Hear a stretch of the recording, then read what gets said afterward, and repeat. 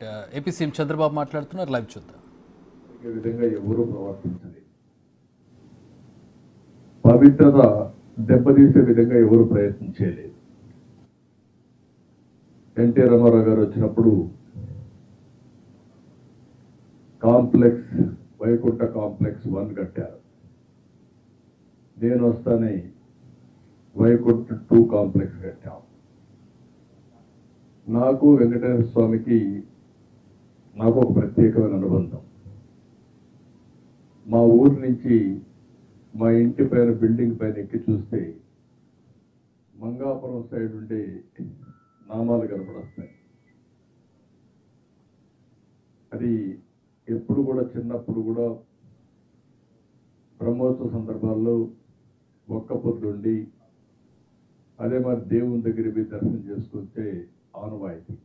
మంగాపురం ద్వారా నడిచిపోయేవాళ్ళం, మళ్ళీ ఆ మెట్లు తిరిగి తిరుపతికి వచ్చి మళ్ళీ తిరిగి వచ్చేవాళ్ళం. అలాంటి ఒక అనుబంధం. అందుకే నేను వస్తానే టెంపుల్ మాస్టర్ ప్లాన్లో భాగంగా అనేక అభివృద్ధి కార్యక్రమాలు చేపట్టాను. మాడ వీధుల అభివృద్ధి కూడా నేను ముఖ్యమంత్రిగా ఉన్నప్పుడే చేశాం. ఎన్టీ రామారావు గారు ఉన్నప్పుడు అన్నదానం పెడితే నేను దానికి అదనంగా ప్రాణదానాన్ని కూడా ప్రవేశపెట్టాం. అన్నదానానికి ఇప్పుడు 2000 కోట్లు కార్పస్ కూడా ఉంది.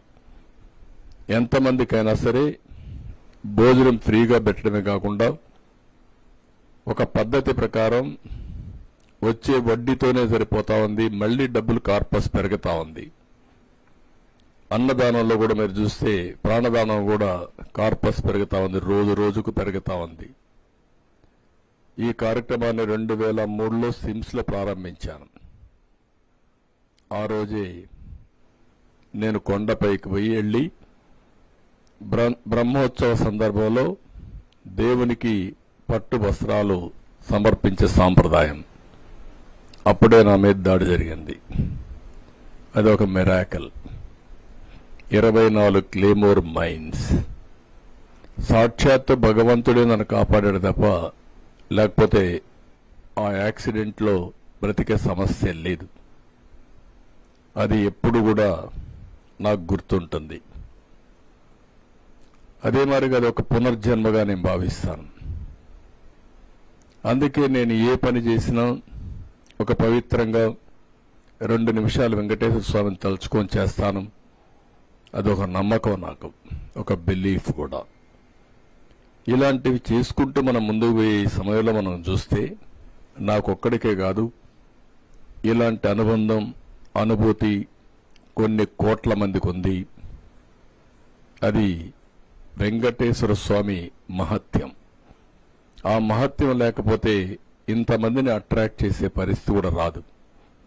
నేను ఎప్పుడూ చెప్పేవాడిని, ఎవరైనా పర్వాలే కానీ వెంకటేశ్వర స్వామి ఎప్పుడు కూడా అకౌంట్స్ ఎప్పటికప్పుడే సెటిల్ చేస్తాడని. ఇదే సమయంలో మీరు ఒకసారి చూస్తే రాజశేఖర రెడ్డి గారు ఉన్నప్పుడు 7 కొండల్ని 5 కొండలను అంటేనే, ఒక మాట అంటేనే నేను చాలా ఫైట్ చేశాను. దాన్ని ఫైట్ చేయడమే కాకుండా నేను పాదయాత్రతో 7 కొండలు ఎక్కి మొక్కు తీర్చుకున్నాను. ఎందుకంటే ఒక నమ్మకంతో ఏ పని చేసినా, పోరాటం చేసినా, అవన్నీ చేశాం. ఎన్నో ఆందోళన చేశాం దేవుడి పవిత్రత కాపాడడానికి. మీరందరూ చూసినప్పుడు వెంకటేశ్వర స్వామి అనేది ఒక అద్భుతమే. అక్కడికి పోయినప్పుడు కొండెక్కగానే ఒక గమ్మత్తు, మైమరిచిపోతాం. రెండో తెల్లవారుజామున 3 గంటలకు గాని సుప్రభాత దర్శనానికి పోతే వైకుంఠం అనేది ఎవరికి తెలియదు. కానీ వైకుంఠం ఈ విధంగా ఉంటుంది, ఇంత ప్రశాంతంగా ఉంటుందని ఆ టైంలో మనకు ఆ స్ఫూర్తినిస్తుంది. అలాంటి ఒక స్ఫూర్తిదాయకమైనటువంటి పవిత్ర క్షేత్రం తిరుమల. అలాంటి పవిత్రమైన క్షేత్రంలో 5 సంవత్సరాలు అపవిత్రమైన కార్యక్రమాలు, రాజకీయాలకు ఒక పునరావాసం, భక్తుల మనోభావాలకి విలువే లేదు. ప్రసాదంలో గాని నాణ్యతలో కానీ ఎక్కడికక్కడ మొత్తం అపవిత్రం చేసే పరిస్థితికి వచ్చారు. ఎన్నోసార్లు భక్తులు ఆందోళన చేశారు. ఎప్పుడు కూడా మీరు గుర్తుపెట్టుకోవాల్సింది, భక్తులందరం కూడా, నేను ఒక భక్తుడిగా చెప్తున్నా, ఒక ముఖ్యమంత్రిగానే కాదు, వెంకటేశ్వర స్వామి ప్రసాదానికి ఒక ప్రత్యేకత ఉంది. ఆ ప్రత్యేకతకు కూడా కారణం 300 సంవత్సరాల నుంచి ఈ వెంకటేశ్వర స్వామి లడ్డు ఒక రెసిపీ, అది తయారు చేసిన విధానం, అందులో వాడే పోషక పదార్థాలు ఏది కూడా ప్యూర్గా ఉంటాయి. ఎక్కడ కూడా నాణ్యత లేని సరుకులు ఎప్పుడూ వాడరు. ఇచ్చేవాళ్ళు కూడా ఒక పవిత్రమైన భావంతో సప్లై చేస్తారు. దేవునికి ఇస్తున్నాం కాబట్టి పవిత్రమైన భావంతో సప్లై చేస్తారు. అందులో కూడా మీరు చూస్తే ఆ ప్రసాదం అన్ని ఇంటిలో తీసుకొచ్చి పెడితే ఆ వాసన ఒక మంచి వాసనతో ఉంటుంది. ఒక్క లడ్డే కాదు, జిలేబీ కానీ, వడ కానీ, లేకపోతే అక్కడ పొంగల్ కానీ, దేనికదే ప్రత్యేకత. నాకు ఒక అనుభూతి కూడా అక్కడ పోయినప్పుడు, కొండపై తిరుమల పైన భోంచేస్తే అక్కడ చేసే వంటలు కూడా చాలా రుచికరంగా ఉంటాయి. ఎందుకంటే 1,00,000 మందికి భోజనం పెట్టేటప్పుడు అక్కడ ఉండేటప్పుడు కూడా నేను చాలాసార్లు రివ్యూలు చేసేవాడిని. ఎలాంటి మీరు ప్రోడక్ట్స్ వాడుతున్నారు, ఎంత రెసిపీ వాడుతున్నారు, ప్రాసెస్ ఎట్ చేస్తున్నారు, టేస్ట్ను కూడా ఇచ్చేయండి, పౌష్టికాహారం చేయమని చాలాసార్లు చెప్పాను. రెండోది, మీరు ఇంకొకసారి చూస్తే వెంకటేశ్వర స్వామి దగ్గర నేను మొత్తం హెలికాప్టర్స్తో సీడ్ బాల్స్ వేయించాం. 9 సంవత్సరాలు ఎప్పుడు పోయినా సమీక్షలు చేసి కడాన నేను మన ఆ మహర్షి ఎవరైతే ఉన్నాడో హిమాచల్ ప్రదేశ్లో ఉండేటువంటి ఆయుర్వేద ప్రోడక్ట్స్ కూడా తయారు చేసి రామ్దేవ్ బాబా ఆయన్ని కూడా తీసుకొచ్చి తిరుపతిలో ఉండే ఆయుర్వేద వెంకటేశ్వర స్వామి ఆయుర్వేదకు దీనికి అనుసంధానం చేసి టెంపుల్ చుట్టూరు అంతా కూడా తిరుమల మొత్తంతా ఒక ఆయుర్వేద ప్లాంట్స్ కూడా పెట్టి, ఆల్ మెడిసినల్ ప్లాంట్స్ పెట్టి ప్రమోట్ చేశాం. వాటర్ కన్జర్వేషన్ అన్నీ చేశాం. అందుకే అప్పుడు ఎప్పుడు కూడా మీరు చూస్తే ఒక పచ్చగా ఎప్పుడు వెంకటేశ్వర స్వామి దగ్గర అంత మునుపు అక్కడక్కడ రాళ్లు కనపడేట్టు కానీ రాళ్లల్లో కూడా చెట్లు పెట్టి ఒక పవిత్రంగా చేసుకున్నాం. ఈ లడ్డు కూడా మీరు చూస్తే చాలా డిమాండ్, వెంకటేశ్వర స్వామి లడ్డుకు చాలా డిమాండ్.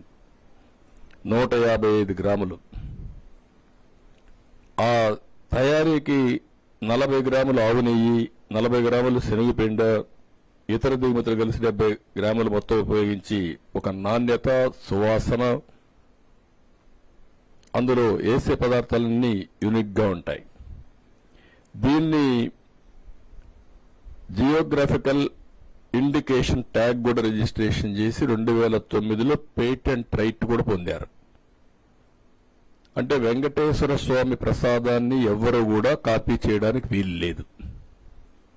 చాలా మంది ప్రయత్నం చేశారు, ఎంతో మంది ప్రయత్నం చేశారు, కానీ ఎవ్వరు దాన్ని యాజ్ ఇట్ ఈజ్ చేయలేకపోయారు.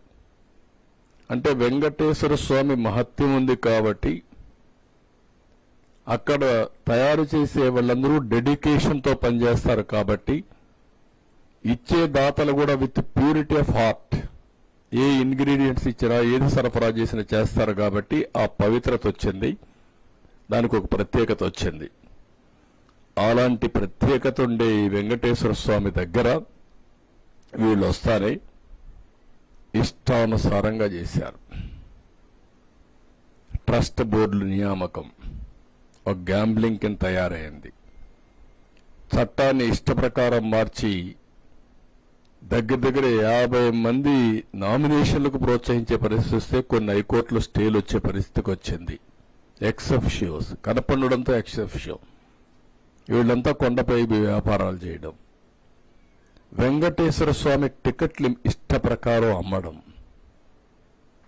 చాలా మంది చాలాసార్లు ప్రయత్నం చేశాం. మేమైతే ఒకసారి తిరుపతి దాకా వెళ్ళి పవన్ కళ్యాణ్ గారు ఫైట్ చేశారు, మేము ఫైట్ చేశాం. తిరుపతికి వెళితే మా టీంలో రాలేకపోతే తిరుపతిలోనే ప్రొటెస్ట్ చేసి అలిపిరి దగ్గరనే ప్రొటెస్ట్ చేసి అరెస్ట్ అయి తిరిగి వచ్చిన సందర్భాలున్నాయి. అదే మరిగా నమ్మకం లేని వాళ్ళందరినీ టెంపుల్లో వేయడం, చైర్మన్గా అన్య మతస్థులకి ప్రాధాన్యత ఇవ్వడం, అదే మరి నమ్మకం లేని వాళ్ళు పెట్టడం, ఇవన్నీ చేసి వీళ్ళ రాజకీయ ప్రయోజనాల కోసం టీటీడీని ఉపయోగించే పరిస్థితికి వచ్చారు. దీంట్లో మొట్టమొదటిసారిగా మీరు చూస్తే వీళ్ళు వస్తానే టెండర్స్ అన్ని రివర్స్ టెండరింగ్ అని పెట్టి అందులో ఉండే కండిషన్స్ మార్చేశారు. నేను అవి కూడా మీకు సరఫరా చేస్తున్నాను.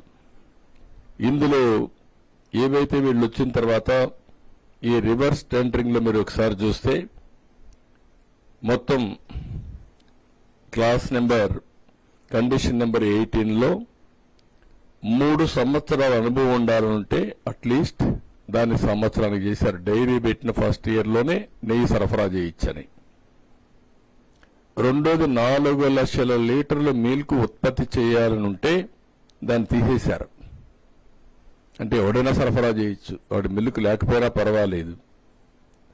ఇంకొక పక్కన 8 టన్నులు మార్కెట్ అతను అమ్మేదానికి అదనంగా ఒక 8 టన్నులు ఫర్ డే ఉత్పత్తి చేసేవాళ్లే పెట్టాలని పెడితే ఆ కండిషన్ కూడా తీసేశారు. ఇంకొక పక్కన మీరు చూస్తే ఏదైతే ఈ 3 years పీరియడ్ నేను ఇంతకుముందు చెప్పింది 12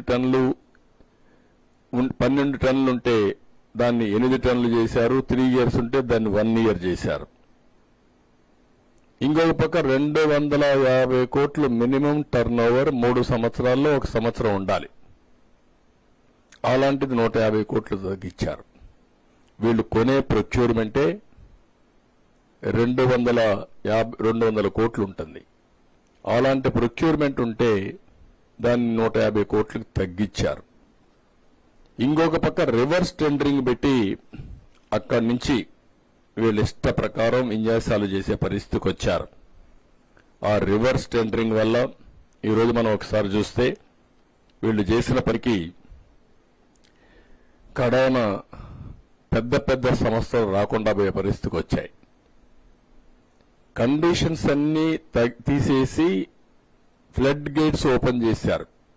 ఎవరంటే నాసి రకం సప్లయర్స్ కి, అనుభవం లేని వాళ్ళకి, లేకుంటే వాళ్లకు అసలు డైరీ లేని వాళ్ళకి, ప్రాసెస్ లేని వాళ్ళకి అందరినీ ఓపెన్ చేశారు. దీని ప్రభావం మొన్న జరిగినటువంటి నాసి రకం అడల్ట్రేటెడ్ నెయ్యి, అందులో కూడా అందరి మనోభావాలు దెబ్బతినే పరిస్థితి వచ్చింది. నేను ఆ రోజు చెప్పిన తర్వాత మీరు ఒకసారి చూస్తే ఇది Mrs AR dairy foods private limited, Tamil Nadu. ఈ టెండర్స్ పిలిచారు, రివర్స్ టెండర్స్ పిలిచారు 12/3/2024. ఇది 10 లక్షల కౌ గీ కోసం పిలిచారు, 10 లక్షల కేజీలు. ఇది 8/5/2024లో టెండర్ ఫైనలైజ్ అయ్యింది.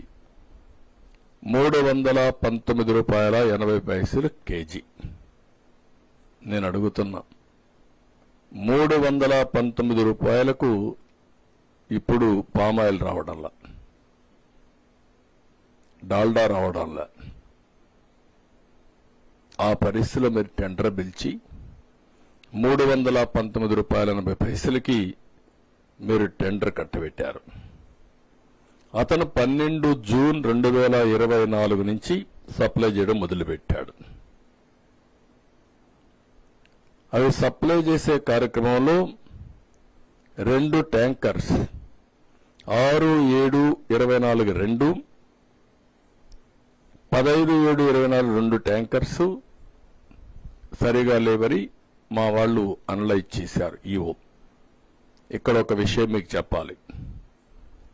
నేను ముఖ్యమంత్రి అవుతానే, ముఖ్యమంత్రి అయ్యే లోపలనే చీఫ్ సెక్రటరీ లీవ్ పెట్టి వెళ్ళాడు. ఆనాడు ఉండే చీఫ్ సెక్రటరీ అతను అవుతానే ఇమ్మీడియట్ గా ఇన్ఛార్జ్ చీఫ్ సెక్రటరీని అపాయింట్ చేసుకున్నాం. అది అయిన తర్వాత నేను సీఎం స్వేరింగ్ ఇన్ చేశాను. నా ప్రమాణ స్వీకారం అవుతానే ఫస్ట్ పోస్టింగ్ ప్రైవేట్ సెక్రటరీ, నాకు ప్రిన్సిపల్ సెక్రటరీని అపాయింట్ చేశాం రవిని. అది అయిన తర్వాత నాకు ఎప్పుడు వెంకటేశ్వర స్వామి పైన ఒక ప్రత్యేకమైన శ్రద్ధ ఉంటుంది.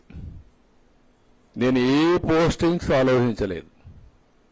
నేను ఆలోచించి ఉండే వాళ్ళందరిలో ఆలోచించిన తర్వాత ఎవరికి పోస్టింగ్ ఇస్తే ప్రక్షాళన ప్రారంభం అవుతుందని ఆలోచించి ఉండే వాళ్ళల్లో సరైన అభ్యర్థి అని శ్యామలరావు గారిని ఎంపిక చేశాను ఈవోగా. నేను పిలిచి చెప్పాను. అప్పుడు పోర్ట్ఫోలియోస్ కూడా ఇచ్చినట్లేదు. నేను ఒకే మాట చెప్పాను, శ్యామలరావు గారు మీరు తిరుపతికి వెళ్తున్నారు, మీ బాధ్యత ప్రక్షాళన మొదలు పెట్టాలి. తిరుమల తిరుపతి దేవస్థానంలో అపవిత్రమైన కార్యక్రమాలన్నీ జరిగాయి, అవన్నీ ప్రక్షాళన చేసి మళ్లీ పుణ్యక్షేత్రానికి పూర్వ వైభవం తేవడానికి భగవంతుడు నాకు ఒక ఆదేశం ఇచ్చాడు. నాకు ఇచ్చిన ఆదేశాలను మీకు కూడా ఆదేశం ఇస్తున్నా. ఈ పోస్టింగ్స్ మీ పోస్టింగ్స్ ఇచ్చానంటే ఒక ప్రత్యేకత ఉంది, మీరు గుర్తుపెట్టుకొని వెళ్ళండి అని చెప్పి చాలా క్లియర్గా బ్రీఫింగ్ ఇచ్చి పంపించాను. అక్కడి నుంచి నేను ఎప్పటికప్పుడు వింటున్నాను. Day by day improvement start అయింది. నేను కూడా ఏ ఆఫీసర్కైనా కొంత టైం ఇవ్వాలి. అందుకే ఆ టైం ఇచ్చినప్పుడు ఇంప్రూవ్మెంట్ వస్తే, ఇందులో అతను చేసిన పని మీరు చూస్తే ఎవరైతే సప్లై చేసే వాళ్ళందరూ సబ్ స్టాండర్డ్ సప్లై చేస్తున్నారు. ఆ సబ్ స్టాండర్డ్ సప్లై చేస్తే గట్టిగా పిలిచి అందరికీ వార్నింగ్ ఇచ్చాడు. అప్పటికే క్యాంటీన్కి పోయాడు, భోంచేశాడు, కొన్ని కార్యక్రమాలు చేశాడు. దానివల్ల కొద్దిగా ఇంప్రూవ్ అయింది. నేను కూడా ఆయన స్ట్రెంగ్తన్ చేయడానికి కొంతమంది అధికారులు ఇచ్చాం, అన్నీ చేశాం. ఇది అయిన తర్వాత ఎప్పుడైతే చెప్పినా కూడా వినలేదు. ఇక్కడ కూడా మీకుండే టెస్టులు కూడా అడల్టరేషన్కి ఎలాంటి టెస్ట్ టీటీడీ లేదు. ఒక నమ్మకం, ఒక పవిత్రతో ఇంతవరకు జరిగింది. భయము, భక్తి రెండూ ఉన్నాయి. కాబట్టి భయం ఉంది దేవుడంటే అభిమానం, భక్తి ఉంది. కాబట్టి ఎవ్వరు కూడా అక్కడ తప్పుడు పనులు చేయకుండా సిస్టమేటిక్గా చేసుకుంటూ వచ్చారు. అందుకే ఎక్కడ కూడా నాణ్యతా ప్రమాణాలు దెబ్బతినకుండా ముందుకు పోయే పరిస్థితి వచ్చింది. ఈ 5 ఏళ్లలో వచ్చే కొందికి లడ్డంతా కూడా మీరు చూసుంటారు. సెల్ఫ్ లైఫ్ ఎక్కువ ఉండే లడ్డు ఈ మధ్యకాలంలో 3 రోజుల్లో చెడిపోవడం, చెడు వాసన రావడం, అదే మాదిరిగా గుమగుమలాడవలసినటువంటి ఆ లడ్డు ఆ షేపు కూడా కేవలంగా ఏదో పాసిపోయినట్టు లైట్ కలర్లో కనపడడం. నేను పోయినప్పుడు నాకు కొన్ని రోజులు, నేను సీఎం అయినప్పుడు కూడా ముందు సీఎం కంటే ముందు పోతే చాలా కోపం కూడా వచ్చేది. అది తినాలంటే చాలా బాధ వేసేది. ఏంటి ఇవన్నీ మారిగా అయిపోయినాయని. కానీ దిగమింగుకున్నా. నేనేమన్నా మాట్లాడితే కావాలని అక్కస్తో మాట్లాడుతున్నారని చెప్పి అంటారనే ఉద్దేశం దిగమింగుకొని గమనున్నాను. అలాంటిది మీరు చూస్తే ఇక్కడికి వచ్చినప్పుడు 4 ట్యాంకర్స్, అప్పటికే 4 ట్యాంకర్స్ వచ్చేసాయి, దాన్ని వాడారు. 4 ట్యాంకర్స్ వచ్చాయి. 4 ట్యాంకర్ చెప్పినా వినలేదు కాబట్టి అక్కడి నుంచి ఈయనకుండే అధికారం ఉపయోగించుకొని ఎన్డీడీబీ ల్యాబ్కు పంపించాడు. ఎన్డీడీబీ ల్యాబ్కు పంపిస్తే అది 16/7/2024, 23/7/2024 రిపోర్ట్స్ బ్యాక్ వచ్చాయి. ఆ రిపోర్ట్స్ బ్యాక్ వస్తే ఆ రిపోర్ట్స్ ని బేస్ చేసుకొని అతను యాక్షన్స్ మొదలుపెట్టాడు. ఆ రిపోర్ట్స్ మీకు అందరికీ ఇచ్చాం. ఇది ఎన్డీడీబీ ఇచ్చిన రిపోర్ట్, నేను ఇచ్చిన రిపోర్ట్ కాదు, మా గవర్నమెంట్ తయారు చేసిన రిపోర్ట్ కాదు. ఇది నాణ్యత లేదనేది ప్రసాదం టేస్ట్ చేసిన ప్రతి ఒక్కరూ చెప్పగలుగుతారు. ఎందుకు నాణ్యత లేదు అనేది ఇంతవరకు ఎవరు ఎస్టాబ్లిష్ చేయని ఫ్యాక్టర్. ఈఓ కూడా చెప్పాడు, మీరు మార్చుకోండి అని చెప్పాడు. కొంతమంది కొంత ఇంప్రూవ్మెంట్ చూపించారు, దానివల్ల నాణ్యత కొంత పెరిగింది, భక్తుల్లో సాటిస్ఫాక్షన్ పెరిగింది. కానీ పూర్తిగా సాటిస్ఫాక్షన్ వచ్చిందా లేదా ఇంకా టెస్ట్ చేసుకోవాలి ఇంప్రూవ్మెంట్లో. ఎవరైతే ఈ కంపెనీ ఉందో వినకపోతే అది నబార్డ్ ల్యాబ్ పంపించారు NABL అక్రిడిషన్ కోసం. వీళ్ళ దగ్గర అది కూడా లేదు, దానికి కూడా 75 లక్షలే అవుతుంది, అది కూడా లేదు. అది పెట్టుకోవాల్సింది పెట్టుకోలేకపోయారు. అది పంపించినప్పుడు వాళ్ళు ఇచ్చినటువంటి షాకింగ్ రిపోర్ట్ ఇది. అందులో క్లియర్గా ఏదైతే ఇక్కడ పాయింట్ నెంబర్ 1 ఎస్ వాల్యూ, ఆ ఎస్ వాల్యూకి కోరిలేషన్ విత్ ఏమేమి ఇంగ్రీడియంట్స్ ఉన్నాయో చెప్పే విధానం. 86.62 ఎస్ వాల్యూ ఉంది, ఉండవలసింది 98.05 నుంచి 101.95 ఉండాలి. దీనికి కారణాలు ఏంటంటే soybean, sunflower, olive, rape seed, linseed, wheat germ, maize germ, cotton seed, fish oil, ఇవన్నీ ఏదైనా ఉండే అవకాశం ఉంది. నెంబర్ 3 2 కూడా ఉంది, అది చదవడం లేదు, 3 చదువుతున్నాను. నెంబర్ 3 22.43 ఎస్ వాల్యూ ఉంది, 95.90 నుంచి 104.10 ఉండాలి. ఇది రావడానికి కారణం ఏంటంటే పామ్ ఆయిల్, బీఫ్ టాలో, ఈ రెండు కారణం. నెంబర్ 4 ఇది ఎస్ వాల్యూ 117.42 ఉండాలి, 97.96 నుంచి 102.04 ఉంది. దీనికి కారణం లార్డ్, LARD అంటే పంది కొవ్వు. ఇవి క్లియర్గా ఈ రిపోర్ట్ ఇచ్చారు. దానికి ఆ రిపోర్ట్ ఇచ్చి మిగిలిన జస్టిఫికేషన్స్ అన్నీ కూడా ఏవైతే ఉన్నాయో అవన్నీ చెప్పారు. ఇక్కడికి వచ్చినప్పుడు ఇది చూసిన తర్వాత ఈఓ గారు సిన్సియర్గా వాళ్ళకి మెమోలు ఇచ్చాడు. 22/7/2024 మెమో ఇచ్చారు, 23 ఇచ్చాడు, 27 ఇచ్చాడు, వాళ్ళకు రిప్లై ఇచ్చారు, మళ్ళా సెకండ్ మళ్ళా పంపించాడు.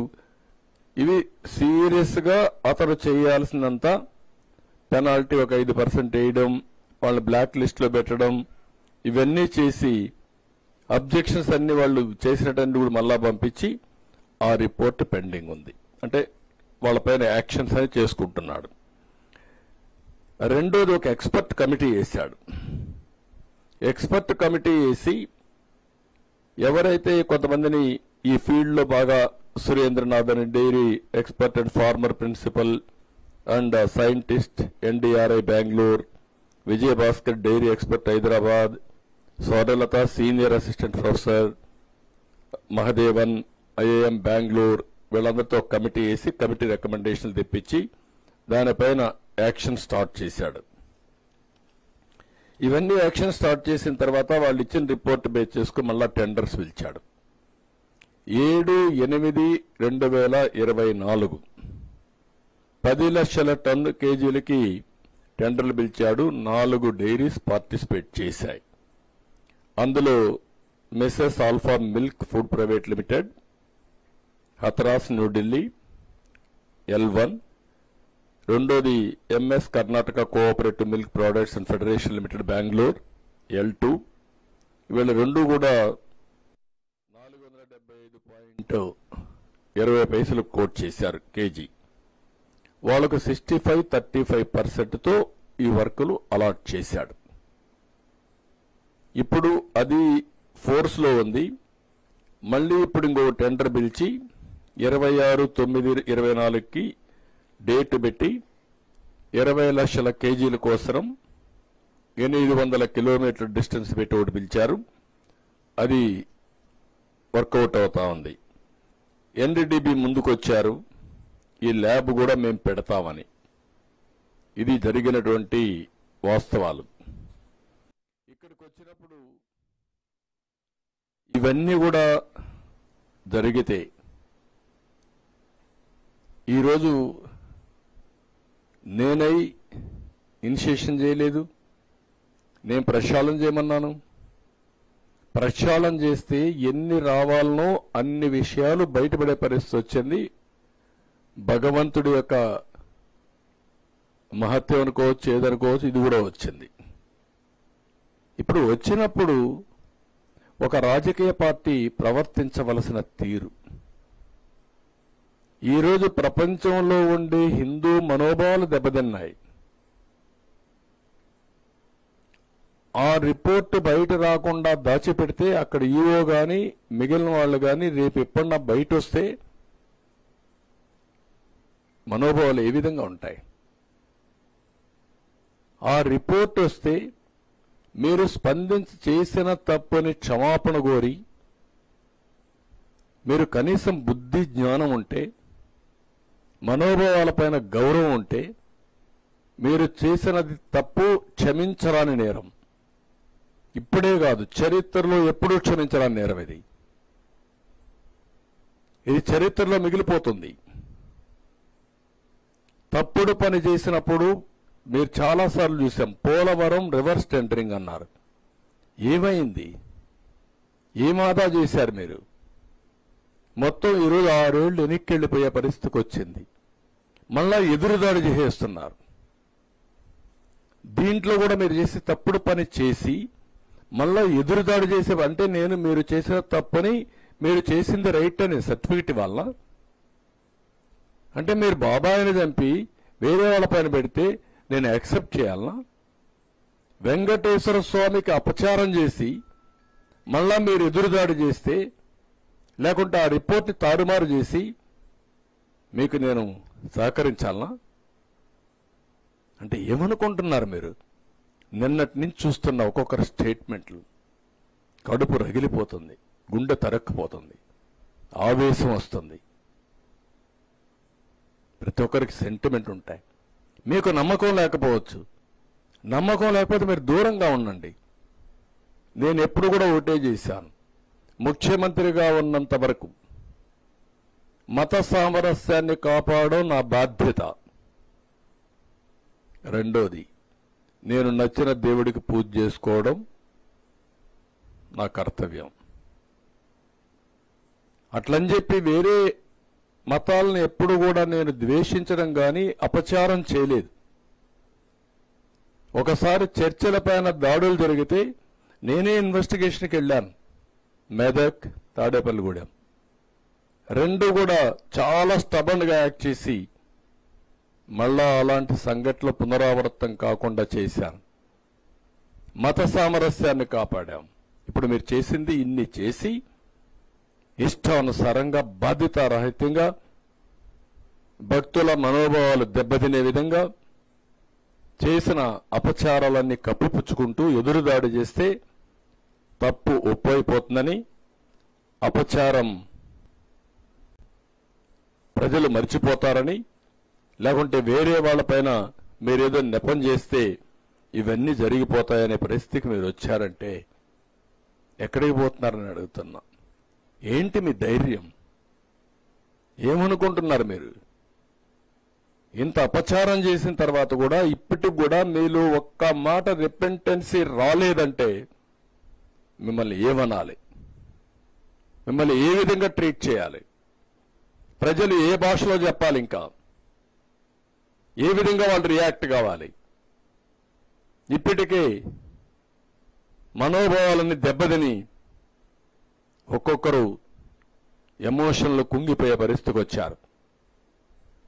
నిన్న పవన్ కళ్యాణ్ గారు కూడా ఈరోజు ఏది జరిగిన అపచారానికి ఆయన ప్రాయశ్చిత్త యజ్ఞం చేసే పరిస్థితికి వచ్చాడు. ఎవరి పాటికి వాళ్ళు ఏంటి జరిగింది, ఏంటి అన్యాయం అంటే మళ్ళా నువ్వు ఎక్కిలు చేస్తున్నావు అంటే నీకు ఎవడిచ్చాడు ఈ అధికారం ఈ రాష్ట్రంలో? అసలు మీది మనిషి పుట్టుకని అడుగుతున్నా. మీ ప్రవర్తన చూస్తే ఏదన్నా లెక్కలేదా మీకు? ఏదంటే చేస్తారా? ఏదంటే చేస్తే మేము సపోర్ట్ చేయాలా మిమ్మల్ని? నేను ఎన్నోసార్లు మీకు కూడా చెప్పాను, ప్రజలకందరికీ చెప్పాను, ఎన్నోసార్లు చెప్పాను.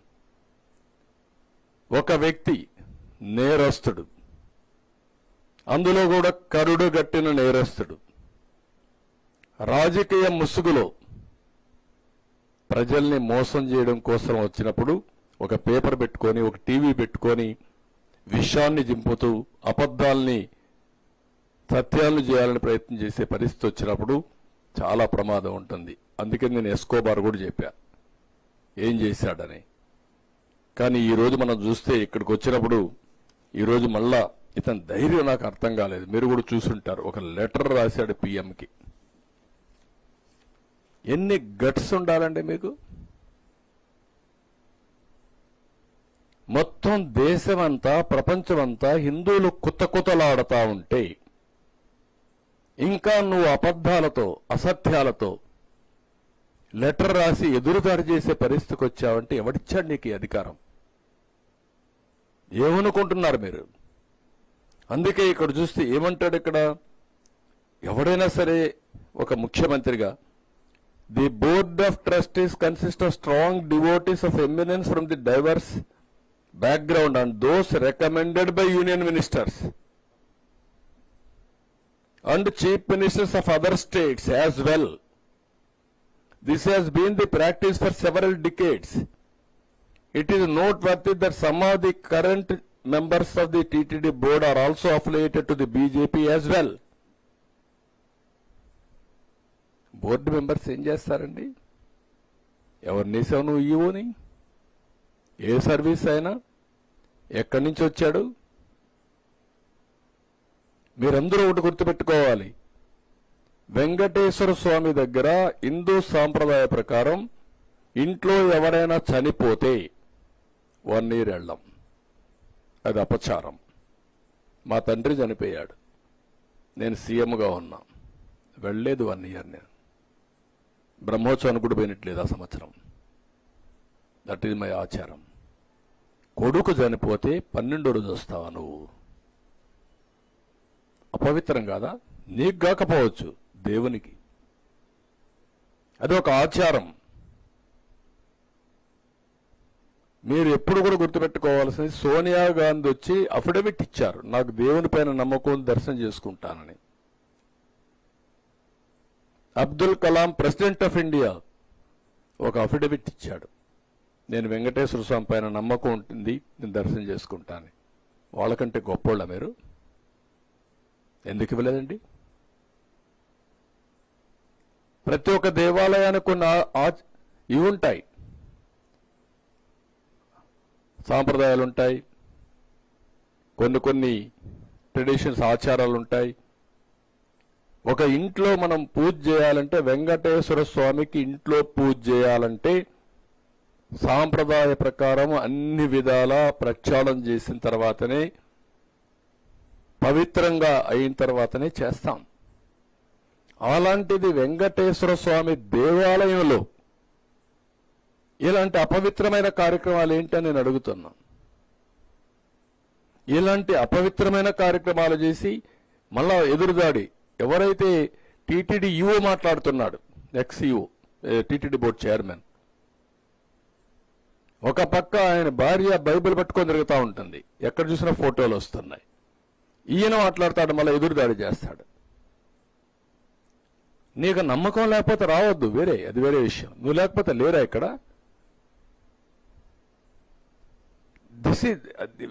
ఏ విషయంలో అయినా టీటీడీ బోర్డు చైర్మన్ సైడ్ నుంచి అప్పుడు భూమాన కరుణాకర్ రెడ్డి ఆయన కూతురు పెళ్లి క్రిస్టియన్ సాంప్రదాయ ప్రకారం చేశాడు, ఆయన టీటీడీ బోర్డు చైర్మన్. అంటే ఏంటి, ప్రజల్ని మభ్య పెడతారా మీరు? మోసం చేస్తారా? అంటే ప్రజల్ని ఫూల్స్ చేస్తారా మీరు? ప్రజలు అమాయకులు అనుకుంటున్నారా మీరు? నువ్వేం చేసినా మేము వినడానికి? నేను కూడా వాటికన్ దీనికి పోయి వచ్చాను, జెరూసలం. అక్కడ సాంప్రదాయాలు పాటించా, చూడడానికి పోయాను, వచ్చాను. నాకు నమ్మకం అది, పోయి వచ్చాను ఇంతవరకే. నువ్వు వెళ్ళు. నమ్మకాన్ని అక్కడ సాంప్రదాయాన్ని గౌరవ తిరువారూరు కేరళలో అక్కడ షర్ట్ గురువాయూరు కాదు, తిరువాయూరు అనుకుంటుంది కేరళ, గురువాయూరు. అక్కడికి పోయినప్పుడు షర్ట్ లేకుండా వెళ్ళాలి.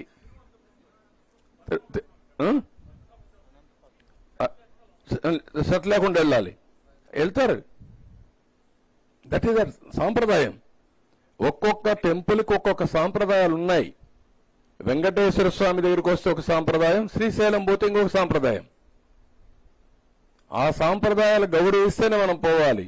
అట్లా కాకుండా నేనేం చేసినా చెల్లుబాటు అవుతుంది, నేను ముఖ్యమంత్రిని, ప్రజలు ఓట్లు వేసేశారు కాబట్టి నేను ఏదైనా చేసేస్తాను, లేకుంటే వెంకటేశ్వర స్వామి భూములన్నీ అమ్మేస్తాను, లేకపోతే వెంకటేశ్వర స్వామికి ఉండే డబ్బులన్నీ నేను తీసేసుకుంటాను, లేకుంటే శ్రీవాణి పేరు పెట్టి అకౌంట్ లేకుండా చేసేస్తాను, లేకుంటే దేవుడి పేరు చెప్పి ఒక్కొక్కరు లక్షల టికెట్లు అమ్ముకుంటాం. ఏంటి, what is this?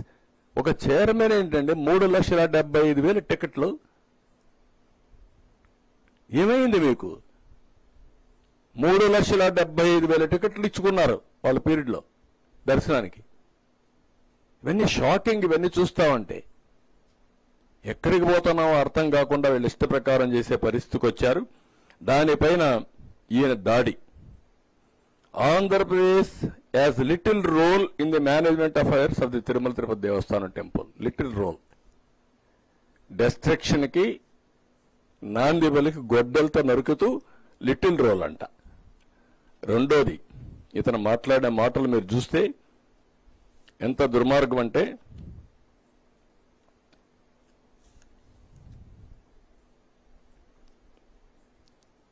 To summarise the process, the tanker containing ghee that reaches the temple should be accompanied by a certification as to the purity of the ghee and quality of the product from agencies that are accredited by the NABL.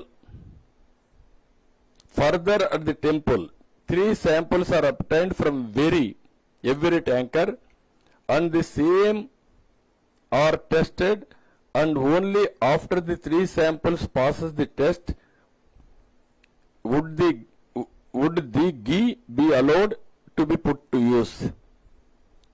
అంటే అతను ఏం justification చేస్తున్నాడంటే మొత్తం టెస్ట్లన్నీ అయిపోయినాయని.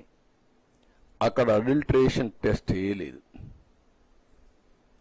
Adulteration test లేకుండా adulteration test ఎట్లా చేస్తారండి మీరు? అందులో మీరు చూస్తే అక్కడ చేసేది ట్యాంకర్ ద్వారా వచ్చినప్పుడు ఆవు నెయ్యితో పాటు తేమ,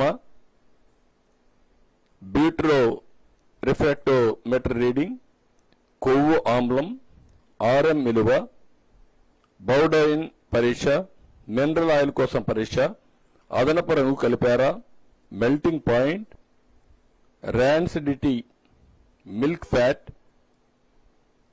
పోలెన్స్కే వంటి ప్రాథమిక అంశాలు మాత్రం చేస్తారు. అడల్ట్రేషన్ చేయాలంటే NABL అక్రిడిషనే ఉండాలి. ఆ ల్యాబ్కి వెళ్ళాలి. ఆ టెస్ట్ లేదు. అలాంటి టెస్ట్ జరిగిన దాఖలాలే లేవు. వీళ్ళు సింపుల్ టెస్టులు చేసి ఆ సింపుల్ టెస్టుల ప్రకారం 18 ట్యాంకర్లు రిజెక్ట్ చేసామని పెట్టే పరిస్థితికి వచ్చారు. టెండర్ కండిషన్ ప్రకారం NABL అక్రిడిషన్ ల్యాబ్ కల్తీ ఉందా లేదా అనేది టెస్ట్ చేయాలి. ఎప్పుడూ చేయాల. దీనికి ఖర్చు కూడా 75 లక్షలే అవుతుంది. కనీసం ఆ 75 లక్షల రూపాయలు కూడా ఖర్చు పెట్టలేకపోయారు. అది వేరే విషయం. ఒకప్పుడు నమ్మకం ఏం జరిగింది, ఇప్పుడు నమ్మకం కూడా లేకుండా ఇవన్నీ జరిగే పరిస్థితికి వచ్చాయి.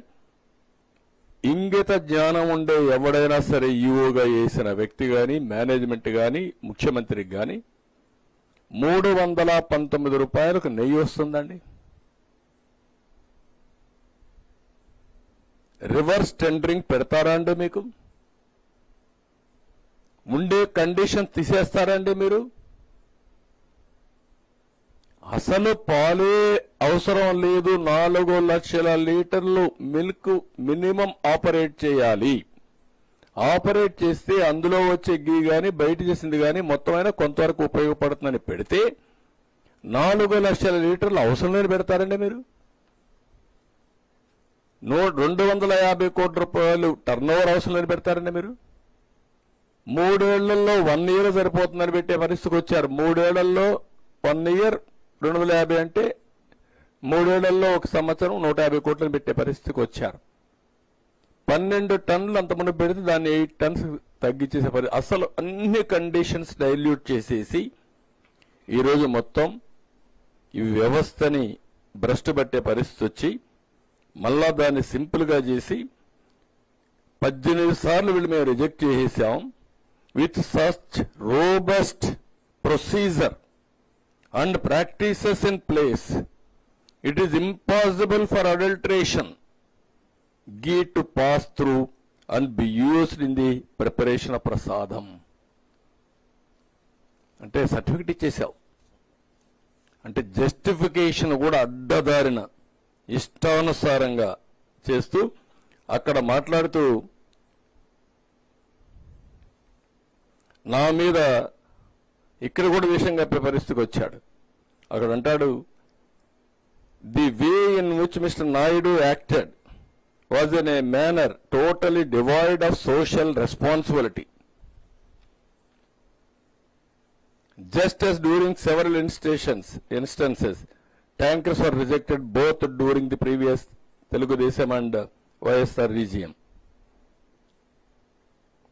The most dishonest manner at a political party meeting evidencing his political intent is nothing short of a crime.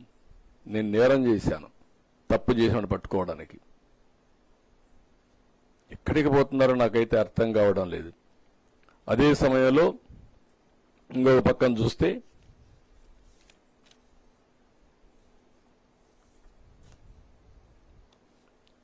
ఇక్కడ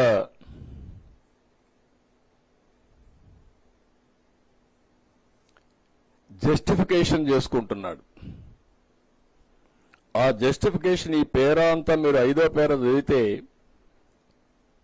ఆవు నెయ్యి అంతా కూడా డిఫరెంట్ కౌస్ డిఫరెంట్ ఫ్యాట్ తింటాయి, డిఫరెంట్ గడ్డి తింటుంది, ఒకే కౌ తింటుంది, కాబట్టి వారికి వేరియేషన్ వచ్చేసరికి అవకాశాలు ఉన్నాయి అని మొత్తం మీరు అదంతా చూస్తే వెరీ ఇంట్రెస్టింగ్ గా జస్టిఫికేషన్ చేసుకుంటూ the categories include scenarios such as milk fat being obtained from cows which received an exceptionally high feeding of pure vegetable oils, cotton or palm oils, milk fat obtained from cows that are suffering from energy deficiency, milk fat obtained from cheeses showing increased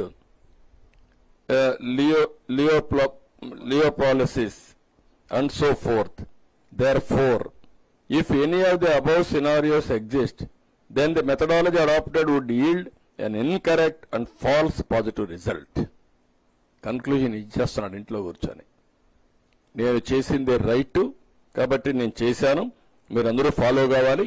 ఎవడు ఏ scientist ఇచ్చినా ఏ laboratory ఇచ్చినా they are all false అని ఇంట్లో కూర్చొని certificate ఇస్తున్నాడు ఆయన.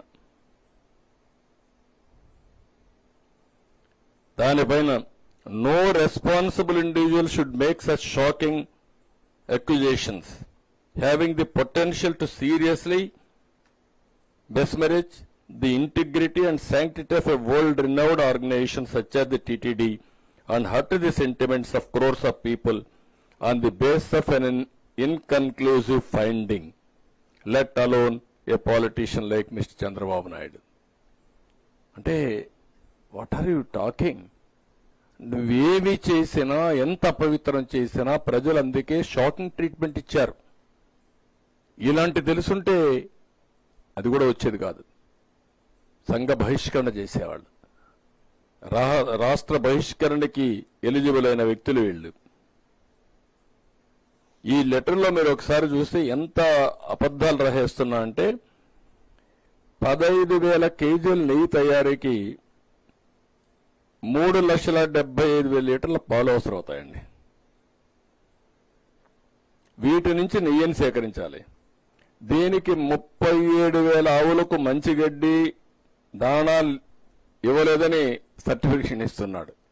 1-2 కాదు, 37,000 అటు గడ్డే పెట్టలేదు వాళ్ళు, కాబట్టి ఇవన్నీ వచ్చాయి, డీవియేషన్ అయిపోయింది అని జస్టిఫికేషన్ ఇవ్వడం అనేది ఒక కరుడు గట్టిన నేరస్తుడు, ఉగ్రవాది అయిన వ్యక్తికి ఇలాంటి ఆలోచనలు వస్తాయి. జస్టిఫికేషన్, క్రైమ్ జరిగింది, తప్పు జరిగింది, సెంటిమెంట్ దెబ్బతినింది, ఏం చేయాలి? అపాలజీ చెప్పాలి బేషరతుగా. దానిపైన ప్రజలు క్షమిస్తారా లేదా అది వేరే విషయం. నువ్వు అది చెప్పకుండా ఇలాంటివన్నీ చెప్పి ఇష్టానుసారంగా మాట్లాడే పరిస్థితికి వచ్చాడు. అన్ని ప్రాంతాల్లో ఉండే ఆవుకు ఒకటే సమస్య అనమాట, గడ్డి సమస్య క్రియేట్ చేశాడు. వాళ్ళు ఎవడు దానా వేయనట్టు, వాళ్ళు పెట్టినట్టు, వాళ్ళు సరిగా మేపనట్టు.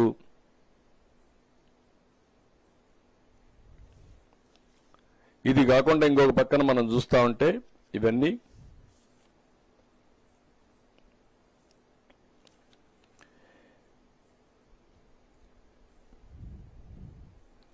లేనిది ఉన్నట్టు చెప్పడం, అబద్ధాలు చెప్పడం.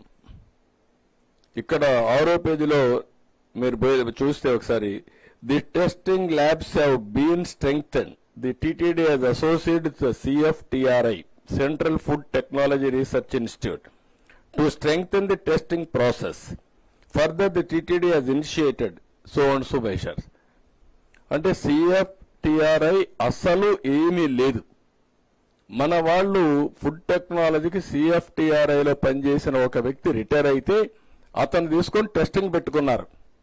వాళ్ళతో అసోసియేషన్ పెట్టుకొని మేము పనిచేస్తున్నామని తప్పుడు చెప్పే పని. అంటే ఒక ప్రధానమంత్రికి రాసే లెటరు బాధ్యత లేకుండా రాయడం, రాసి ఇష్టానుసారంగా మాట్లాడే పరిస్థితికి వచ్చారు. ఇంకొక పక్కన మీరు చూస్తే ఎంత టూ మచ్ అంటే, ఈ పేరా చూసినప్పుడు, sir I would like to point out another issue that exposes the insincere and collusive attitude of mister Naidu.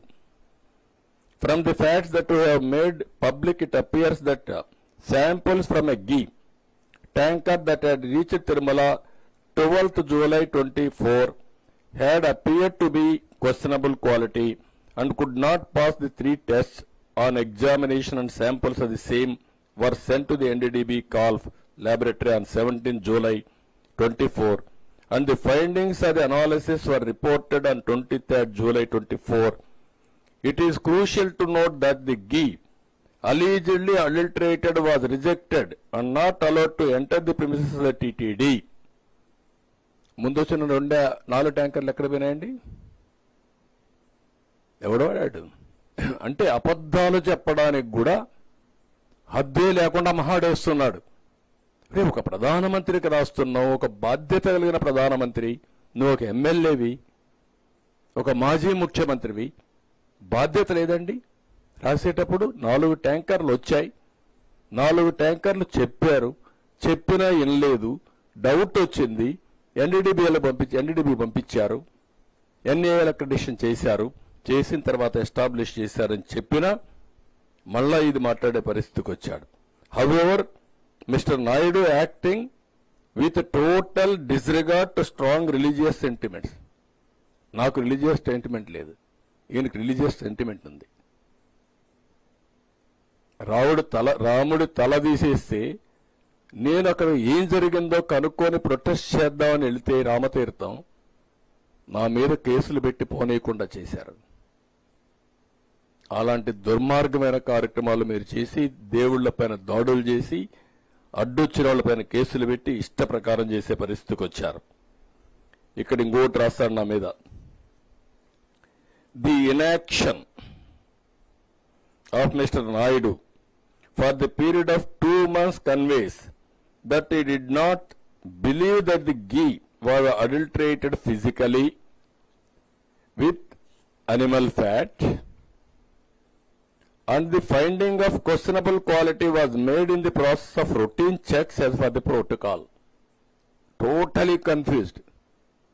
ఈ లెటర్ చదివితే అతనే ఎన్నో కాంట్రడిక్షన్స్ రాసుకునే పరిస్థితికి వచ్చి, therefore the allegation made by Mr. Naidu is purely an irresponsible statement and blatant lie made to the people political needs, political ends. అంటే ఏ విధంగా మాట్లాడుతున్నాడు ఒక పద్ధతి లేకుండా అనేదానికి ఇవన్నీ ఉదాహరణలు. ఫైనల్గా మీరు ఒకసారి చూస్తే ఇతని బిహేవియర్ చూస్తే, నా మీద ప్రధానమంత్రి రాసిన దాంట్లో, sir mister Naidu A pathological and habitual liar, has stopped so low, stooped so low as to seriously hurt the beliefs of crores of people purely for political object. నాకేం పొలిటికల్ ఆబ్జెక్టివ్ అండి? 93% గెలిపించారు, అందరం గెలిచాం, 100 రోజులు కూడా కాలేదు. His actions have indeed lowered not only the stature of the chief minister, but that of everyone in public life, and also sanctity of the world-renowned TTD and its practices. Sir, the entire country looks to you at this crucial juncture. It is very imperative that Mr. Naidu be reprimanded in severest way for his shameless act of spreading lies and the truth be brought to light. Sir, this would help allay the suspicious that Naidu has created the minds of the crores of Hindu devotees and restore their faith in the sanctity of the TTD. అంటే ప్రధానమంత్రి certificate ఇచ్చేసి, నువ్వేం చేయలేదా, నువ్వు బాగా చేశావు, ప్రసాదంలో animal fat కలిపిన పర్వాలేదు, నువ్వు గొప్పవాడని చెప్పి ప్రధానమంత్రి వాళ్ళు. What is this? ఏంటి ఇది? యాటిట్యూడ్ ఏంటి?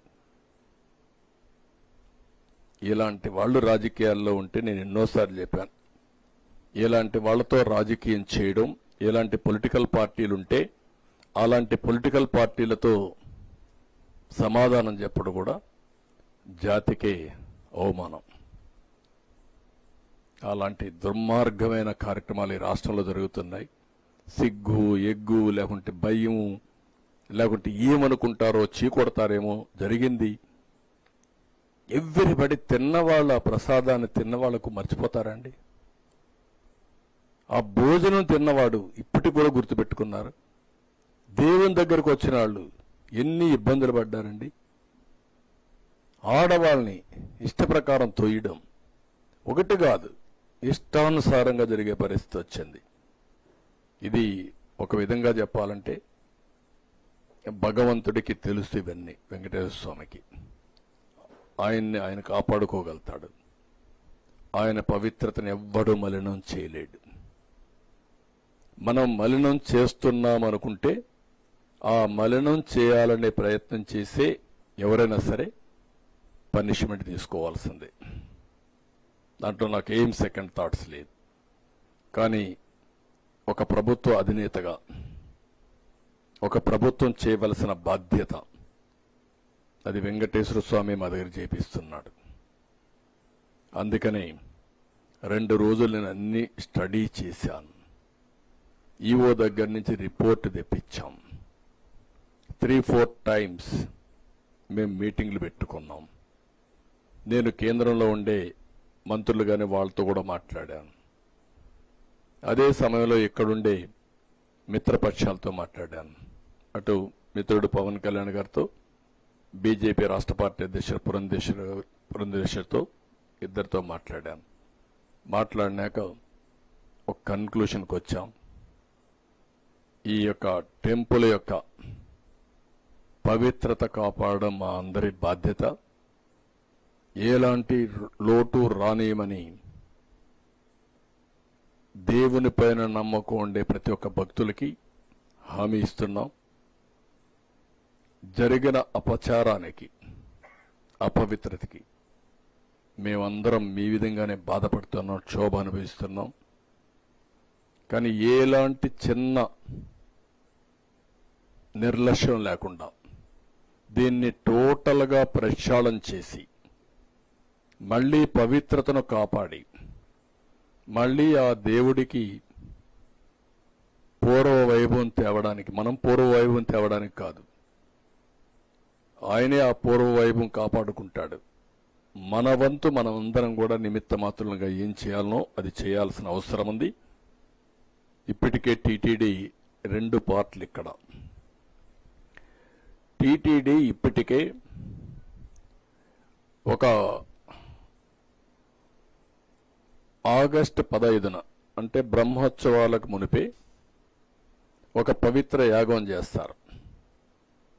తెలుసో తెలియకో ఎక్కడైనా తప్పులు జరుగుంటే ఆ తప్పులన్నీ క్షమించమని భగవంతుని కోరుకుంటూ ఆ యాగం చేస్తారు. 3 days చేస్తారు. ఆ యాగం చేశారు. అప్పటికే ఏవైతే ఏఆర్ కంపెనీ నుంచి, నేను చెప్పిన కంపెనీ నుంచి వచ్చినటువంటి గీ వచ్చింది, వాడేశారు. అది వారు చెప్పింది నాకు మార్నింగ్. అది వాడిన తర్వాత ఇవి శాంపుల్స్ పంపించారు, కంట్రోల్ చేశారు. కానీ ఇది వచ్చింది కాబట్టి నిన్న ఆగమ సలహా మండలి మీటింగ్ పెట్టుకున్నారు. చాలా సుదీర్ఘంగా చర్చించారు. ఆలయ ప్రోక్షణపై ఏం చేస్తే బాగుంటుందో సుదీర్ఘంగా చర్చలు జరిగి వాళ్ళందరూ అనుకున్నది పవిత్ర ఉత్సవాల్లో దోషాలు తొలగిపోయినా ఇప్పుడు శ్రవణం వల్ల అనంటే వినడం వల్ల వెలుగు చూసిన అంశాల వల్ల ఇతర దోషాలు తొలగిపోయేందుకు శాంతి హోమం నిర్వహించాలని వాళ్ళందరూ ఒక నిర్ణయానికి వచ్చారు. దీనికి రేపు ఉదయం 6 గంటల నుంచి 10 గంటల వరకు శాంతి హోమం, పంచగవ్య ప్రోక్షణ ఇది నిర్వహిస్తున్నారు. శ్రీవారి ఆలయంలో బంగారు బావి వద్ద గల యాగశాలలో శాంతి హోమం ఒక పూట నిర్వహిస్తూ వాస్తు పంచగవ్య ప్రోక్షణ చేపట్టి గోవు పాలు, గోమూత్రం, గోవు నెయ్యి, గోవు పెరుగు, గోవు పేడతో ఆరాధన చేసి ఆలయంలో అక్కడుండే దీంతో పాటు ఇతర ప్రాంతాల్లో ప్రోక్షణ గావిస్తే శుద్ధి అవుతుందని ఆగమ సలహా మండలి నిర్ణయించారు. ఆ ప్రకారం రేపు ఒక్కరోజు 6 నుంచి 10 గంటల వరకు ఈ శాంతి హోమం, పంచగవ్య ప్రోక్షణ ఈ కార్యక్రమాన్ని చేస్తారు. అదే మరిగా అన్ని టెంపుల్స్ లో కూడా ఎండోమెంట్స్ మినిస్టర్ గారు ఇక్కడే ఉన్నారు. ఒక సాంప్రదాయం ప్రకారం వాళ్ళ ఆగమ శాస్త్రం ప్రకారం ఆ టెంపుల్స్ లో కూడా ఎప్పటికప్పుడు ఎలాంటి యాగాలు చేస్తారు. ఒకవేళ ఎవరైనా కానీ అక్కడ కూడా చేయకపోయి ఉంటే అవన్నీ కూడా చేసి పవిత్రతను కాపాడే విధంగా అన్ని టెంపుల్స్ లో చేయమంటున్నాం. అన్ని టెంపుల్స్ లో కూడా ఒకసారి వెరిఫై చేసుకుని మనం వాడే ముడి సరుకులన్నీ కరెక్ట్ గా ఉన్నాయా లేదా చూసుకొని అన్ని చర్యలు తీసుకోవాలని చెప్పి మినిస్టర్ గారికి నిన్న మొన్న ఆదేశాలు ఇచ్చాం. ఆయన కూడా వర్కౌట్ చేస్తున్నాడు. ఆయన వర్కౌట్ చేసి అన్ని టెంపుల్స్ కూడా ఈ సాంప్రదాయాలు కంప్లీట్ చేస్తాం. రెండోది, ఒక ఐజీ స్థాయి ఆఫీసర్ ఆధ్వర్యంలో ఐజీ అండ్ అబౌవ్ ఒక సిట్ వేస్తాం, స్పెషల్ ఇన్వెస్టిగేషన్ టీం. ఈ స్పెషల్ ఇన్వెస్టిగేషన్ టీం మొత్తం ఇవన్నీ కూడా దర్యాప్తు చేసి కారణాలు, జరిగిన అపవిత్రం, మిస్యూజ్ ఆఫ్ పవర్ ఇవన్నీ కూడా అనలైజ్ చేసి గవర్నమెంట్కి ఒక రిపోర్ట్ ఇస్తారు. దానిపైన గవర్నమెంట్ చాలా కఠినంగా యాక్షన్ తీసుకొని తద్వారా భవిష్యత్తులో ఇలాంటి జరగకుండా ఏమేం చేయాలనో అవన్నీ చేస్తాం. There is no compromise. ఎవ్వరు కూడా ప్రజల మనోభావాలతో ఆడుకోవడానికి ఎవ్వరికీ రైట్ లేదు. ప్రతి ఒక్క టెంపుల్కి, ప్రతి ఒక్క దేవాలయానికి కొన్ని ఆచారాలున్నాయి, సాంప్రదాయాలున్నాయి. అవన్నీ గౌరవించే బాధ్యత మనకందరికీ ఉంది. ఎవరైనా గౌరవించకపోతే పగడ్బందీ చట్టం ద్వారా మళ్లీ దీన్ని తీసుకొస్తాం. అదే మరి చేసిన తప్పుల్ని పనిష్ చేస్తూనే భవిష్యత్తులో పునరావృతం కాకుండా ఏం చేయాలో అవన్నీ చేయడం కోసం ముందుకెళ్తాం. ఇంకొక పక్కన ఏ ప్రార్థనా మందిరాల్లో గాని ఒక మతమని కాదు, అక్కడంతా కూడా ఆ మతం వాళ్లే ఉండాలి. ఆ మతం వాళ్లే మేనేజ్మెంట్ మీద ఉండాలి. ఆ మతం మీద నమ్మకం ఉండేవాళ్లే ఆ మేనేజ్మెంట్ ఇష్యూస్ అన్ని హ్యాండిల్ చేయాలి.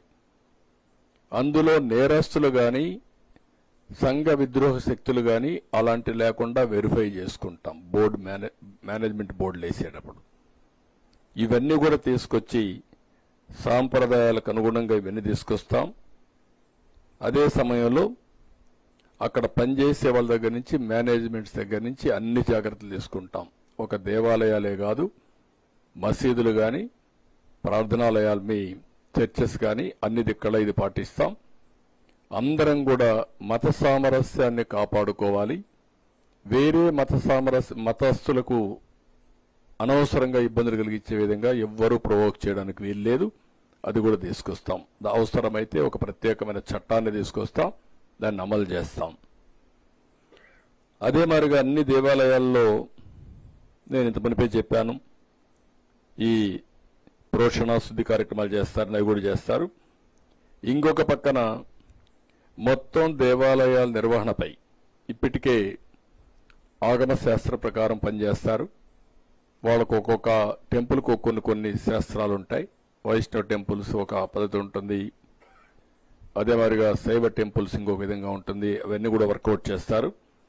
ఇవన్నీ ఒక కమిటీ వేసి, అడ్మినిస్ట్రేషన్, ఆగమ శాస్త్రం తెలిసిన వాళ్ళతో కమిటీ వేసి, ఇప్పుడు జరిగేటి కరెక్ట్గా జరుగుతున్నాయో లేదో చూసుకుంటూనే దీనిపైన స్టాండర్డ్ ఆపరేషన్ ప్రొసీజర్స్ తయారు చేసి మళ్ళా ఒకసారి అప్డేట్ చేసుకుని ఇది తూచా తప్పకుండా అమలు చేయడానికి భద్రత కానీ, ఇంకొక పక్కన అక్కడ ఉండే సాంప్రదాయాలు కానీ ఇవన్నీ చేయడానికి ముందుకు తీసుకెళ్తాం.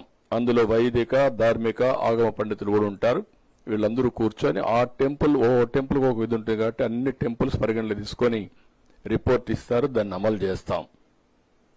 అదేవిధంగా ఇంకో పక్కన అన్ని టెంపుల్స్లో కూడా మహిళల్ని గౌరవించే విధంగా ఏం చేయాలో దాన్ని కూడా ప్రత్యేకమైన శ్రద్ధ పెడతాం. ఆ గౌరవించే విధంగా అవసరమైతే ప్రత్యేకమైన క్యూలా ఏమేం చేయగలుగుతా ఆ కొండే పరిస్థితులు దాంట్లో కూడా కమిటీకి ఇచ్చి అవి కూడా రికమెండేషన్లు ఇవ్వమంటాం. ఒక ప్రత్యేకమైన గుర్తింపు, గౌరవం మహిళలు కూడా ఇచ్చే విధంగా కొన్ని యాక్షన్లు తీసుకుంటాం. ఇవన్నీ తీసుకొని రేపటి నుంచి మనోభావాలు దెబ్బతిన్న హిందువులందరికీ విజ్ఞప్తి చేస్తున్నా. అదే మరి ఈ మనోభావాల గురించి మాట్లాడిన ఇతర మతస్థులు కూడా విజ్ఞప్తి చేస్తున్నా. ఈరోజు జరిగింది ఒక అపచారం. తెలిసి చేసినా తెలియక చేసినా తప్పు తప్పే. దాన్ని ఎవ్వరు కూడా రెక్టిఫై చేయలేం. ఏదైతే ఈ టెంపుల్స్ లో వెంకటేశ్వర స్వామి టెంపుల్ అన్నింటికంటే చాలా టెంపుల్స్ ఉన్నాయి మన దగ్గర, అన్నింటికంటే ఒక పెద్ద టెంపుల్, అందరూ కూడా ఆరాధించే దేవుడుండే టెంపుల్. దీని మీద ప్రత్యేక శ్రద్ధ పెట్టవలసిన సమయంలో గత పాలకుల నిర్లక్ష్యం వల్ల, నిర్లక్ష్యమే కాదు అధికార దుర్వినియోగం వల్ల అడుగడుగునా సెంటిమెంట్స్ దెబ్బతింటూ వచ్చాయి. కానీ అధికార మతంతో ఉన్నప్పుడు ఎవరూ దాన్ని చెప్పలేకపోయారు. చెప్పినా అణగదొక్కే ప్రయత్నం చేశారు. అలాంటి ప్రయత్నాలు చేసి ఇష్టానుసారంగా దాన్ని ఒక వ్యాపార సంస్థగా, రాజకీయ పునరావాస కేంద్రంగా వీళ్లకు కావలసిన పనులు చేయించుకోవడానికి ఉపయోగించుకునే పరిస్థితికి వచ్చారు. దానివల్లనే ఈరోజు జరిగి ఈ పరిస్థితికి వచ్చింది. చాలా మంది నా దగ్గరికి వచ్చి బాధపడ్డారు, ఆవేదన చెందారు. నేను అపోజిషన్లో ఉంటే చెప్పారు. ఒక విధంగా కాదు, జరిగిన అపచారాలన్నీ. ఏదైనా మళ్లీ మీ మనోభావాలను కాపాడే బాధ్యత భగవంతుడి తరపున మేము తీసుకుంటున్నాం, కాపాడతాం. భవిష్యత్తులో ఇలాంటివి ఏవి పునరావృతం కాకుండా ముందుకు తీసుకుపోయే విధంగా కార్యక్రమాలు చేపడతాం.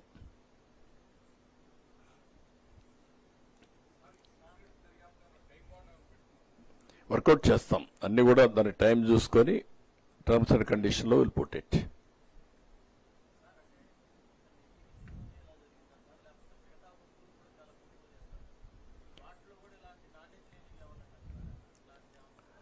చాలా ఒకటి రెండు కాదు, దేవునికి అపచారం చేయాలని ఆ రోజు మీరు చూస్తే పింక్ డైమండ్ వెంకటేశ్వర స్వామి దగ్గర లేని డైమండ్ ఉందని ఈ బ్యాచ్ అంతా మా ఇల్లు రైడ్ చేయాలి అని చెప్పితే, ఇది వెంకటేశ్వర స్వామికి పరువుకు సంబంధించిన విషయం, క్రెడిబుల్కి విశ్వసనీయతకు సంబంధించిన విషయం అని ఆ రోజు 100 కోట్ల రూపాయలకు పరువు నష్టం దావా వేస్తే, వీళ్ళు ప్రభుత్వం వస్తానే పింక్ డైమండ్ లేదు కాబట్టి మేము కేసు విత్డ్రా చేసుకుంటామని విత్డ్రా చేసుకునే పరిస్థితికి వచ్చారు. అది ప్రైవేట్ కేసు ఉంది. అంటే ఎంత అప్రతిష్ట అండి ఇది? బాధ్యత లేదా మీకు? అంటే మీరు ఏమి చేసినా జరిగిపోతుందని మీకు ఒక ధీమానా, లేకుంటే గర్వమా, లేకుంటే మేము ఎవడు ఏమీ చేయలేడు మేము అతీతులమనే ఇదే మీకు అహంభావమా? ఏమనుకుంటున్నారు మీరు? సమాధానం చెప్పమంటున్నా వీటన్నిటికీ. ఇలాంటి ఒకటి రెండు కాదు, చాలా ఇష్టానుసారంగా చేశారు. అక్కడ వేసిన వ్యక్తులు కూడా వీళ్ళకు ఎంత దరిద్రంగా తయారైపోయారంటే దరిద్రంగా తయారైపోయి చాలామంది తిరుమలకు రావాలంటేనే ఇష్టం లేకుండా నిలిచిపోయే పరిస్థితికి వచ్చారు. దేవుని మీద ఇష్టం ఉంది కానీ అక్కడ పోతే ఈ అపవిత్రం చూడలేము, భరించలేమని రావడం మానేసి ఇంట్లోనే దేవునికి పూజ చేసుకునే పరిస్థితికి వచ్చారు. అలాంటి పరిస్థితులు క్రియేట్ చేశారు. అవన్నీ ఇప్పుడు చక్కదిద్దాం. ఒక పద్ధతి ప్రకారం మేనేజ్మెంట్ ఉంటుంది, అన్ని కార్యక్రమాలు కూడా నిర్వహిస్తాం అదే పందాలు.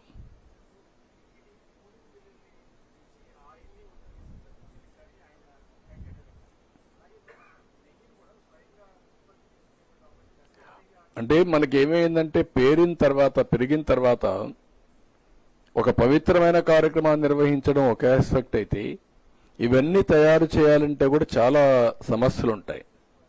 దశల వారీగా చేసినా కూడా మళ్ళీ మెయింటైన్ చేయాలి కదా.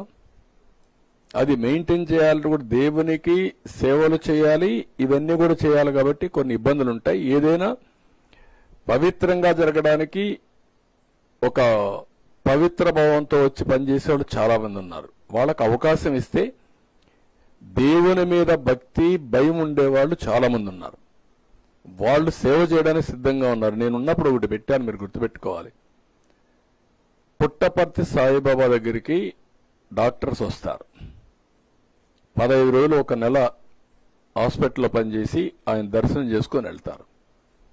అదే మాదిరిగా వెంకటేశ్వర స్వామి దగ్గరికి వచ్చేవాళ్ళు తిరుపతిలో సిమ్స్లో పనిచేసి ఒక 15 డేస్ అక్కడి నుంచి దేవుని దర్శనం చేసుకుని పోతే ప్రజాసేవ దేవుని సేవ రెండు అవుతాయని, మాధవ సేవ మానవ సేవ రెండు అవుతాయని పెట్టాం. అలాంటివి చేయడానికి సిద్ధంగా ఉన్నారు ప్రజలు. మీరు ఒకసారి చూస్తే అక్కడ వాలంటీర్స్ని చూసుంటారు మీరు. ఆ వాలంటీర్స్కి రాష్ట్రం మొత్తం పోటీ ఉంది. దేవుని దగ్గర దేవుని సేవలో ఆ పేరు కూడా ఇది ఉంది. వెంకటేశ్వర స్వామికి సేవ చేసే వాళ్ళందరి పేర్లు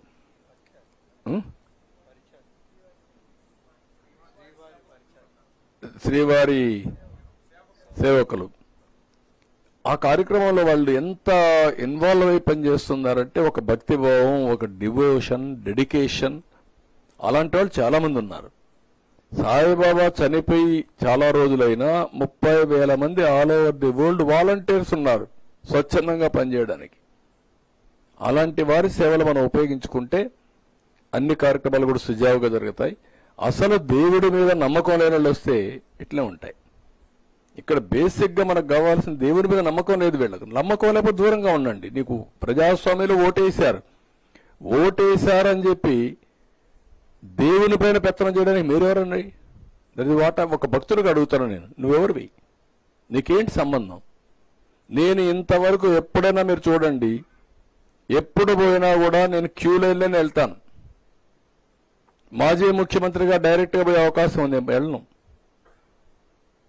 నాకు అదొక భక్తి, దేవుని మీద ఒక నమ్మకం, విశ్వాసం. అందుకే చెప్పాను, నేను ఏ పని చేసినా ఆయన ఒకసారి తలుచుకొని చేస్తాను. ఓకే, నేను మనిషిని, కానీ ఆయన తలుచుకుంటే నాకు ఒక ధైర్యం. ఆయన మాట కింద నేను చేసినట్టు అవుతుంది. చాలా మంది అమలు చేస్తూ ఉంటాం, అది తప్పులేదు. ఒక్కొక్కరు నమ్మకాలు బట్టి ముందుకెళ్తారు. బట్ మత సామరస్యాన్ని కాపాడుతాం. మత సామరస్యాన్ని కాపాడుతామంటే మనం ఏమి విశ్వాసం లేదని కాదు. That is where I'm saying.